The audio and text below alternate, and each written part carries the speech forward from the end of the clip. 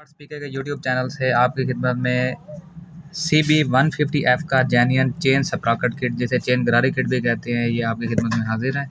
ये scratch code दिया हुआ है एटलस होंडा का। आप खुद इसको वेरीफाई कर सकते हैं कंपनी से कि ये जेन्युइन पार्ट है। ये कंप्लीट डब्बा बंद एटलस होंडा का ओरिजिनल, इसके अंदर कंप्लीट चेन है, तो दोनों जो है बड़ी और छोटी गरारी, और इसके अलावा चेन लॉक मौजूद होता है। ये जेन्युइन पार्ट आप मोटर पार्ट्स पीके पे ऑर्डर कर सकते हैं, लिंक आपको डिस्क्रिप्शन में मिल जाएगा।